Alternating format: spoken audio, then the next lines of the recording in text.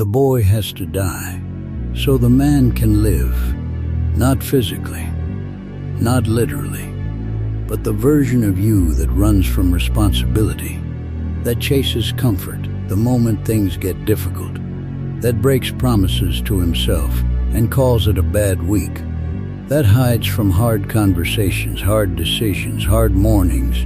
That version of you cannot lead you into the life you actually want. He has taken you as far as he can. And if you are honest with yourself right now, you already know that. You have felt it in the quiet moments, late at night, when the noise of the day fades and there is nothing left to distract you. In that silence, something inside you keeps whispering the same uncomfortable truth, that you are capable of more than this, that you have been capable of more than this for a long time, and that the only thing standing between the life you have and the life you were built for is a version of yourself you have been protecting far longer than you should have. That protection ends today, not through anger, not through self-hatred, but through understanding, and then through decision. Let's begin with the truth most people spend their entire lives avoiding. Everyone wants the results of maturity. Almost no one wants the responsibility of maturity. People want confidence, but they will not build the discipline that confidence is made from. They want respect, but they will not build the character that respect is earned by. They want freedom, but they run from the responsibility that freedom actually requires. They want strength, but they flinch the instant real discomfort shows up. This is the contradiction that keeps millions of people frozen in the exact same place for years. They want to become a stronger version of themselves, while still operating using the instincts, habits, and emotional patterns of someone who never had to grow. They want the calm authority of a man who has been tested by life, without ever walking through the tests that build that calm. They want the quiet respect that comes from years of consistency, without giving up the comfort of staying inconsistent. They want the deep, unshakable self-trust that comes from keeping promises to yourself without actually keeping those promises. This is not maturity. This is a costume. And costumes fall apart the moment real pressure touches them. There is a difference between wanting to be a man and becoming mature through your actions. Wanting is a feeling. It rises in you when you watch something inspiring, when you read something powerful, when you imagine a better version of your life for a few emotional minutes. But wanting fades. It always fades. Because wanting was never designed to last. Becoming is different. Becoming is built through decisions repeated so many times that they eventually become identity. Wanting lives in your imagination. Becoming lives in your calendar, your mornings, your discipline, your consistency, the very structure of your ordinary days. This is why so many people feel inspired constantly and change so rarely. They live inside the feeling of wanting to change, mistaking the emotional high for actual transformation. But a feeling is not evidence. Only actions are evidence. And until the actions change, the identity underneath them stays exactly the same. So who is this boy who keeps standing in the way? He is not a villain. Understand this clearly, because if you misunderstand it, you will waste your energy hating a part of yourself that was only ever trying to protect you. The boy inside you developed his habits for a reason. At some point, avoiding responsibility protected you from the fear of failing at something that mattered. Seeking comfort protected you from confronting pain you weren't ready to face. Chasing instant gratification protected you from the unbearable uncertainty of delayed rewards. from the terrifying idea of working hard for years towards something that might not even come.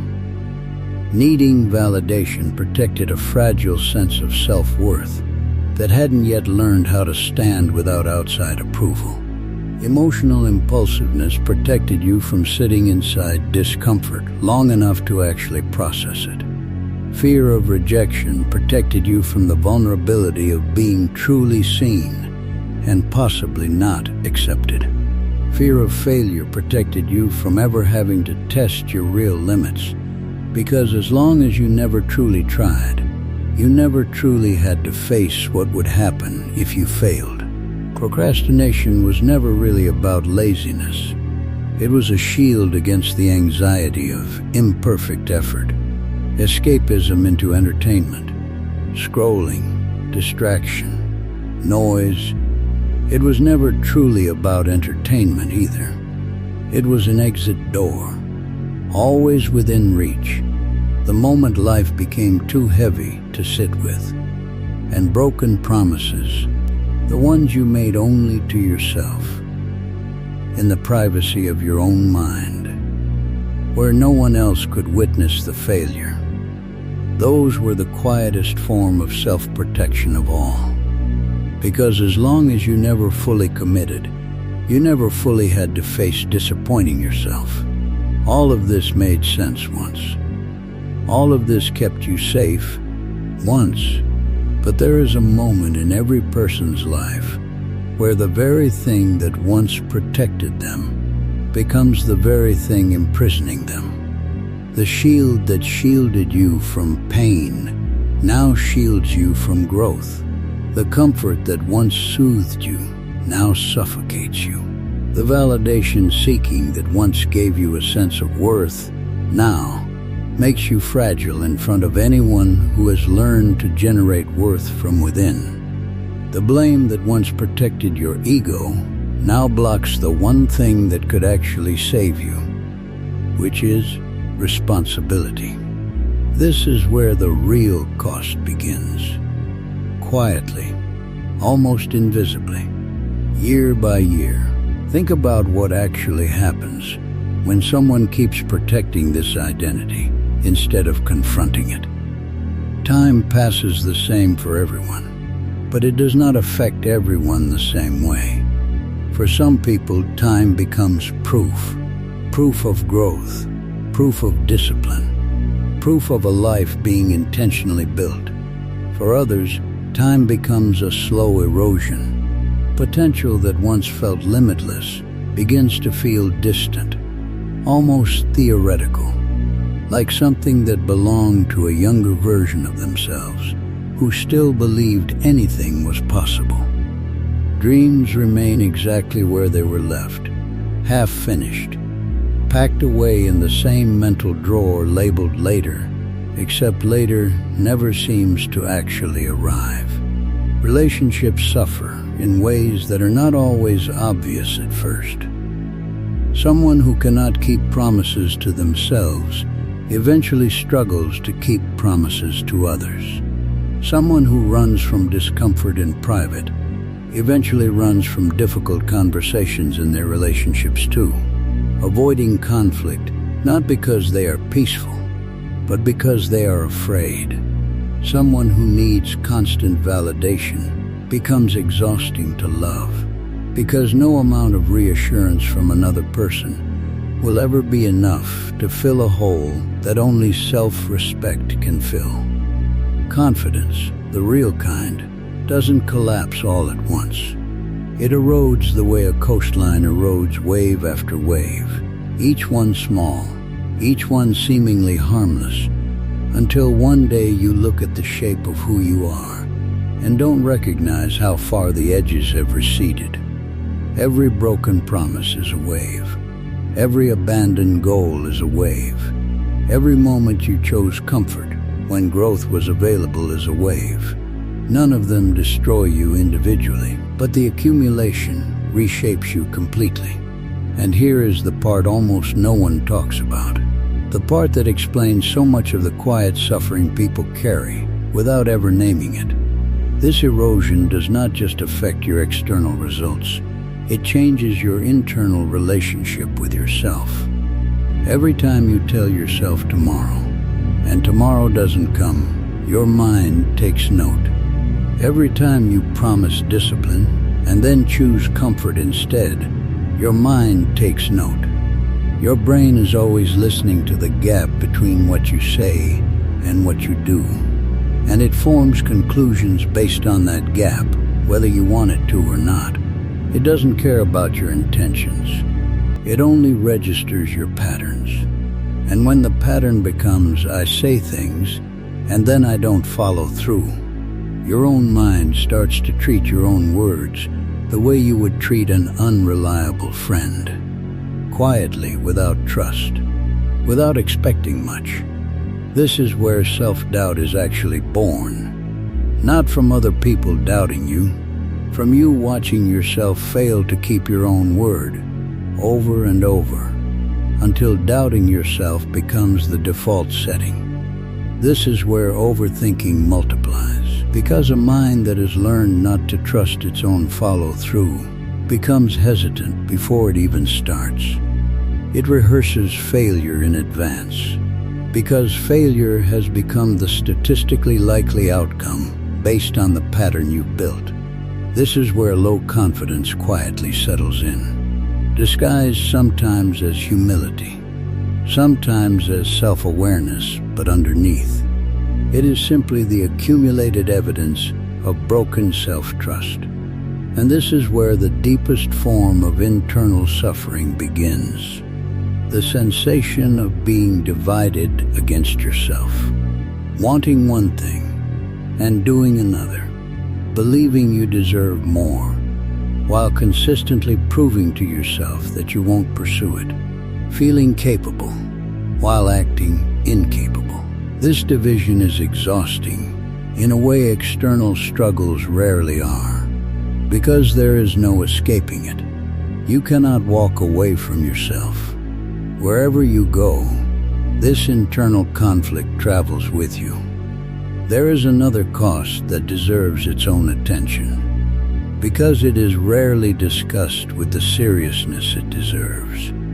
It is the cost of comparison, not comparison to strangers or to people whose lives you barely understand, but comparison to the people who started in the exact same place you did.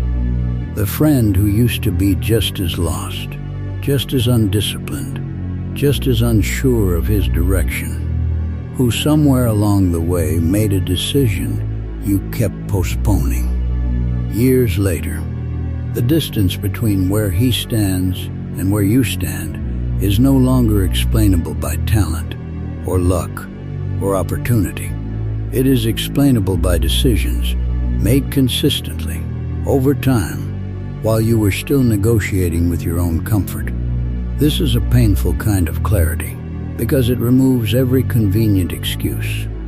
It proves, undeniably, that growth was always available. It simply required something you weren't yet willing to give. There is a realization that has to land here, fully, before anything else can change. You are not always losing to the world. Sometimes, you are losing to the version of yourself you keep refusing to leave behind. This is the internal war few people ever name directly, but almost everyone experiences. You know you are capable of more, yet you keep returning to comfort. You set goals with real conviction, only to abandon them weeks later when the initial motivation fades. You want change, genuinely, deeply. And yet the moment change requires actual discomfort. Some part of you recoils and reaches for the familiar instead. You want discipline, and yet you avoid the very discomfort that discipline is built from. This is not weakness in the way people casually use that word. It is a war between two identities occupying the same body. The person you have been, built from years of self-protective habits, and the person you sense you could become, built from a version of discipline you haven't fully accessed yet. Most people spend their entire lives losing this war quietly, never even acknowledging that it is happening. They live in a permanent state of almost starting, almost committing, almost becoming who they know they could be, and almost, repeated enough times, becomes its own kind of identity, a holding pattern, a life spent circling above the runway, never landing. But there comes a day, if you are fortunate enough to reach it, when this internal war reaches its breaking point. There comes a moment when the excuses simply stop working. Not because life has become easier. Life rarely rewards a person simply for finally deciding to grow. The bills remain the same. The pressures remain the same. The uncertainty remains the same. What changes is not the external difficulty of your circumstances. What changes is your internal tolerance for staying the same. At some point, staying exactly who you have been becomes more painful than the fear of changing. And that shift, quiet as it is the beginning of everything. In this moment, you can no longer blame your past for decisions you are making today. You can no longer blame your circumstances for choices that are entirely within your control. You can no longer blame other people for a life that, at some point, becomes undeniably yours to build. You can no longer point to bad luck or lack of motivation or timing that wasn't right because you have watched other people succeed under circumstances just as difficult, sometimes far more difficult than your own. This is the moment you must look honestly at yourself, not with cruelty, not with self-hatred. Hatred is simply another emotional reaction, another impulsive habit, belonging to the old identity you are trying to leave behind. This moment requires something different. It requires clarity. Taking responsibility is not about hating yourself. It is about finally taking your life seriously. This distinction matters more than almost anything else in this entire process, because so many people confuse accountability with self-punishment, and the confusion keeps them stuck in shame instead of moving them toward change. Shame says, "I am a failure, and I always will be." Responsibility says, "I have been making choices that don't serve me, and I am now choosing differently." One keeps you frozen, the other sets you into motion. This is the beginning of the symbolic death the title speaks of. Understand clearly again that this death is metaphorical. Nothing about this process involves harming yourself or hating who you were. What it involves is the ending of an identity, not a person. The boy does not disappear in one cinematic instant, the way it might happen in a story built for dramatic effect. In real life, this death happens slowly, through thousands of small decisions, most of them invisible to anyone but you.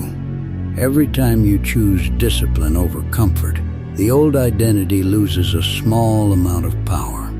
Every time you choose action over excuses, it loses more.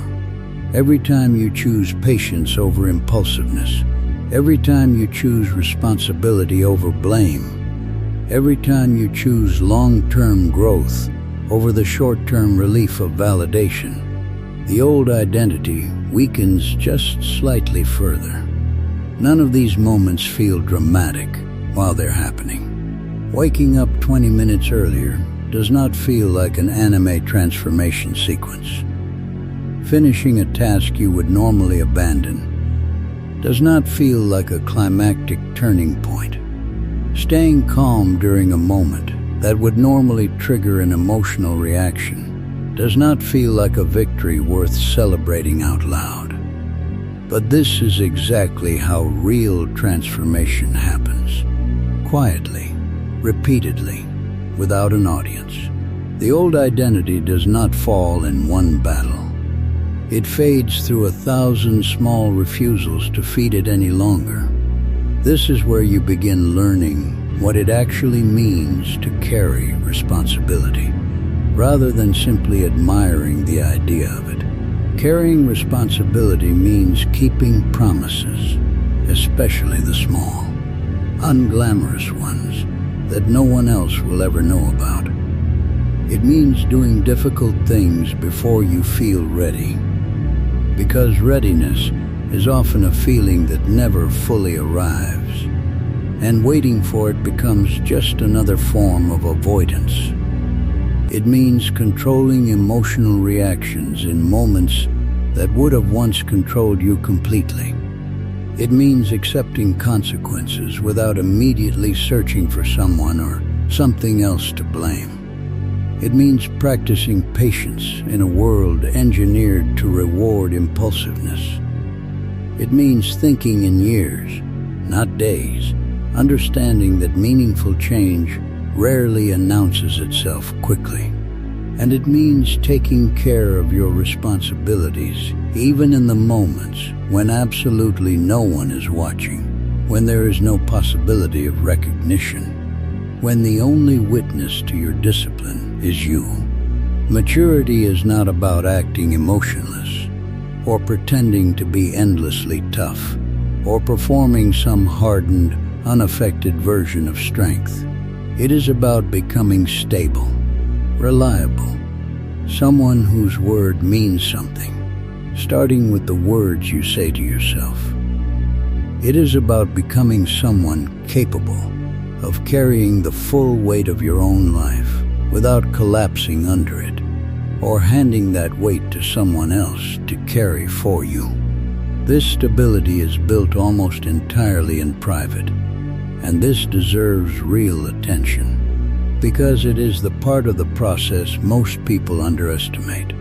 Picture the early mornings that no one else witnesses, the alarm that goes off before the rest of the world is awake, and the choice, made silently, to actually get up instead of negotiating for 5 more minutes that always turn into 30.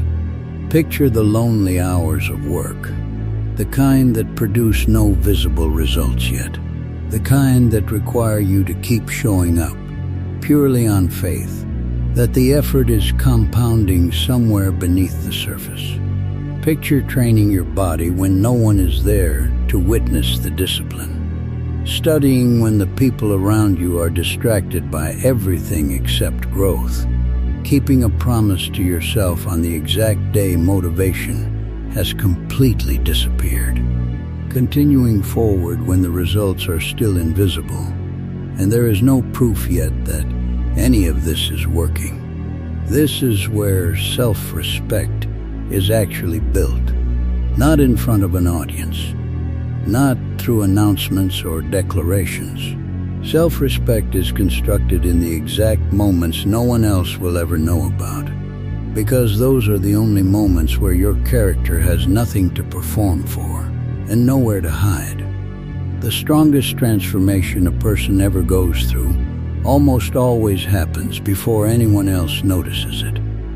By the time other people begin to see the change in you, the actual work has already been done, quietly, in rooms and mornings and private decisions that belonged only to you.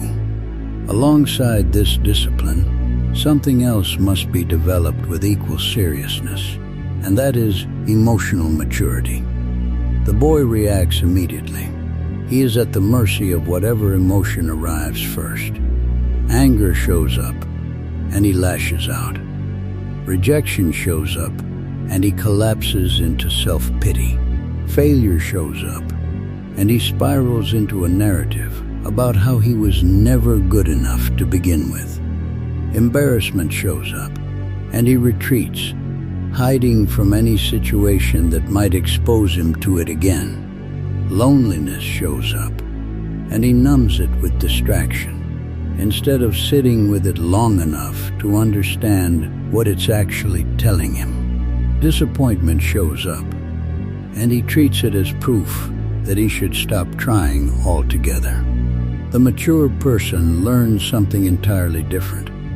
He learns to pause before reacting. He learns to observe an emotion the way you would observe weather passing through the sky, noticing it, acknowledging it, understanding that it will move through and eventually pass, without needing to make permanent decisions based on a temporary state. He learns to think clearly, even while feeling intensely, which is one of the hardest and most valuable skills a person can develop. This does not mean suppressing emotion, and this distinction matters greatly. Suppression is simply another form of avoidance, pretending a feeling doesn't exist instead of confronting it honestly. Emotional maturity is the opposite of suppression. It means fully feeling the anger, the rejection, the failure, the embarrassment, the loneliness, the disappointment, and refusing to let those temporary emotional states dictate permanent life decisions. It means separating what you feel in a moment from what you choose to do in that same moment. This separation, practiced over and over, is what eventually produces the calm, grounded presence people often associate with maturity. It was never about feeling less. It was always about no longer being ruled by what you feel. From this foundation, something even more valuable begins to form, and that is self-trust. Confidence is one of the most misunderstood concepts in the entire conversation around personal growth. Most people believe confidence is created through repeating positive statements to themselves, through affirmations, through simply deciding to feel more confident. But confidence built this way is fragile because it has no evidence behind it. It collapses the moment reality contradicts the story you've been telling yourself. Real confidence is built entirely differently. It is created through evidence, accumulated slowly, through action. Every time you keep a promise to yourself, no matter how small, your mind receives a piece of evidence that your word can be trusted.